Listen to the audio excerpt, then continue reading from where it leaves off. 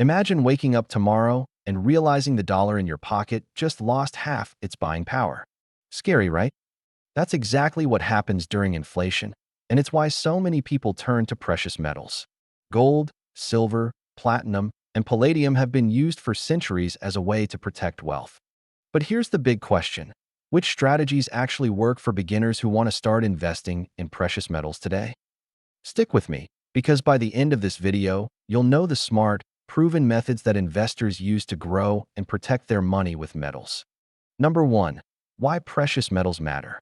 Precious metals have always had value. Long before paper money, people traded with gold and silver coins. Unlike cash, which can lose value when governments print too much of it, metals hold their worth over time. For example, in the 1970s, inflation in the USA went through the roof. Gas prices soared, groceries doubled, and the stock market struggled. But gold shot up from about $35 an ounce in the early 70s to over $800 by 1980. That's a massive jump. Metals act like a shield. When the dollar weakens, metals often rise. That's why they're called a hedge against inflation. Number 2. Choosing the right metal. Not all metals are the same. Gold is the superstar. It's stable, trusted, and recognized everywhere. Silver, on the other hand, is more affordable and has industrial uses like electronics and solar panels, which can push its price up. Platinum and palladium are rarer and used in things like car engines. If you're a beginner, gold and silver are usually the best starting point. They're easier to buy, easier to sell, and less volatile compared to the others. Think of it this way. Gold is like the safe family car. Silver is like the sporty sedan that can go fast, but sometimes slows down. Platinum and palladium are more like exotic cars, exciting but riskier. Number 3. Physical metals or paper metals. Here's where beginners often get stuck. Do you buy actual coins and bars, or do you invest through the stock market with ETFs and mining stocks? Physical metals give you something you can hold. A gold coin in your hand doesn't depend on a bank or company. It's yours. But storing it can be tricky. You need a safe place, like a home safe or a bank vault. Paper metals, like ETFs, exchange-traded funds, let you invest in gold or silver without ever touching it. You just buy shares that track the price of the metal. Easy to buy, easy to sell. But here's the catch. You don't actually own the metal itself. An example. If you buy a 1-ounce American Gold Eagle coin, you physically own gold. If you buy the SPDR Gold ETF, you own a paper share that follows the gold price. Both have pros and cons. Many investors use a mix, physical for long-term security, ETFs for quick trading. Number 4. Bullion coins versus collectible coins. This one is important. Bullion coins are valued for their metal content. Popular ones include the American Gold Eagle, Canadian Maple Leaf, and Silver Eagle. Their price is tied directly to the spot price of the metal. Collectible coins, also called numismatics, are valued for rarity, age, or condition. While they can be exciting, they're not ideal for beginners. Prices are harder to understand, and dealers sometimes charge high premiums. If you're just starting out, stick with bullion coins and bars. They're simple, transparent, and widely traded. Number 5. How much should you invest? Here's a golden rule. Don't put all your money into metals. Most financial experts recommend keeping between 5% and 15% of your total investments in precious metals. For example, if you have $10,000 in investments, a safe range would be $500 to $1,500 in gold or silver. That way, you're protected without putting everything on the line. Metals are a hedge, not a magic money machine.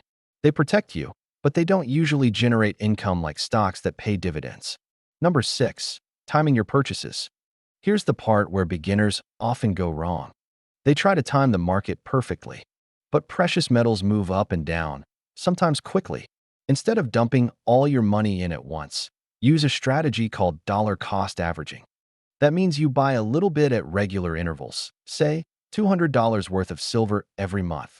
Over time, this smooths out the highs and lows. It's like filling your gas tank a little at a time instead of all at once when prices spike. Number 7. Where to buy safely. Scammers love beginners. You'll see ads promising rare gold coins that will triple in value. Be careful. Stick with trusted dealers like APMEX, JM Bullion, or even your local coin shop if they're reputable. Always compare prices, check reviews, and make sure you're not overpaying. As a beginner, focus on coins and bars close to the spot price. Avoid fancy packaging and huge premiums. Number 8. Storage and safety. If you're holding physical metals, you need a plan.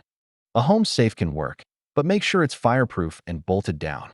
Some people use safe deposit boxes at banks. Others pay for private vault storage. Don't brag about your stash to friends or on social media. Keep it quiet. Metals are valuable and portable, which makes them tempting for thieves. Number 9. Taxes and reporting. Yes, Uncle Sam wants a piece. In the USA, selling precious metals can create taxable gains.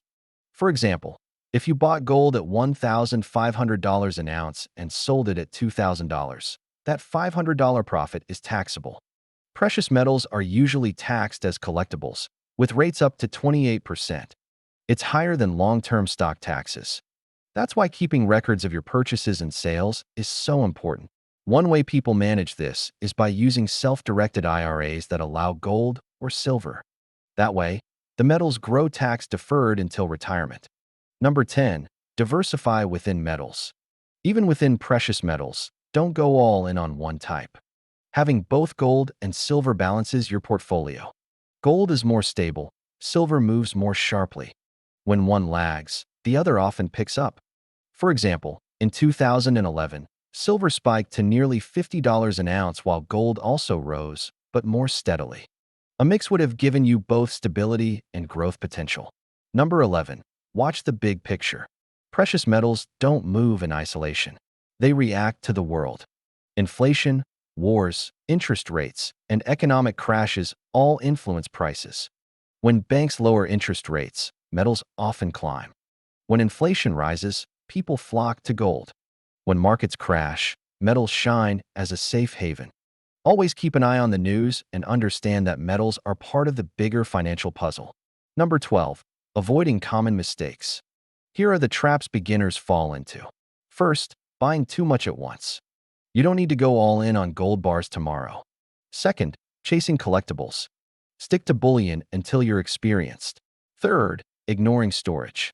Metals aren't like digital stocks. You need to plan where they'll go. And finally, expecting overnight riches. Precious metals are long-term protectors, not lottery tickets. Number 13. Long-term mindset. Precious metals shine brightest over decades, not days. Think of them as financial insurance. You don't buy car insurance expecting to crash tomorrow. You buy it in case something happens down the road. Same with gold and silver. They're there to protect your wealth during storms, not to make you rich overnight. Number 14. Using precious metals in barter. Most people think of metals only as an investment, but in extreme economic situations, gold and silver can also be used for trade. For example, during financial crises in some countries, people used silver coins to buy food or fuel when paper money lost trust. While you may never need to trade gold for groceries, keeping some small silver coins on hand can provide peace of mind in case of emergencies. Number 15. Fractional coins and bars.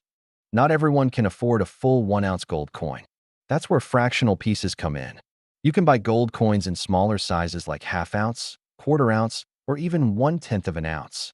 This makes investing accessible for beginners with smaller budgets while still giving you exposure to gold. The trade-off is that smaller pieces often come with higher premiums, but the flexibility is worth it for many people. Number 16. Precious metals and currencies. Did you know that central banks around the world hold gold reserves as part of their currency systems?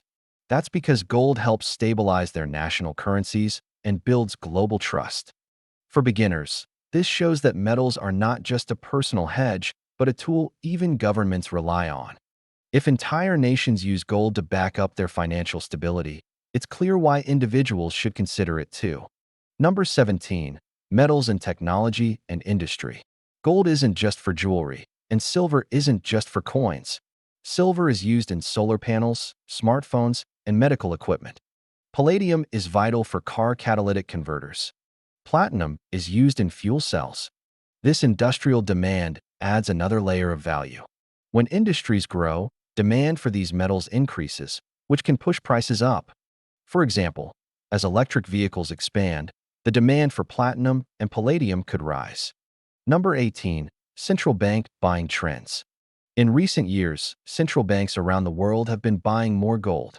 Countries like China, Russia, and India have added tons of gold to their reserves. When central banks buy, it often signals long-term confidence in metals and can influence prices upward.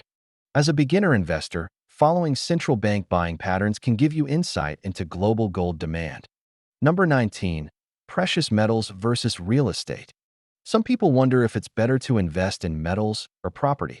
Real estate can generate rental income, but it also comes with costs like maintenance and taxes.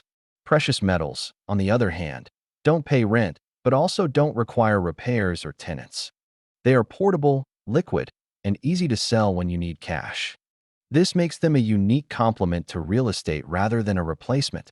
Number 20. Emergency liquidity. One underrated benefit of precious metals is liquidity. If you need money quickly, selling a gold or silver coin is much easier than selling a house or even certain stocks. For example, during sudden medical expenses, people have turned to their gold coins to raise instant funds. This ability to quickly convert metals into cash makes them a handy backup in emergencies. Number 21. Global acceptance. Unlike some investments tied to one country, precious metals are recognized everywhere. You can sell gold in New York, Tokyo, or London and find buyers instantly.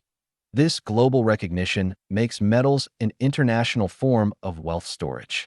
It's why travelers and investors across the world trust gold and silver as timeless assets. You now have the complete beginner's guide to precious metals investing. From why they matter, to how much to buy, to keeping them safe, you've learned the strategies that actually work. But here's the real question. If the dollar lost half its value tomorrow, would you be prepared? Or would you wish you had started today? Let me know in the comments. What precious metal do you trust the most? Gold, silver, or something else?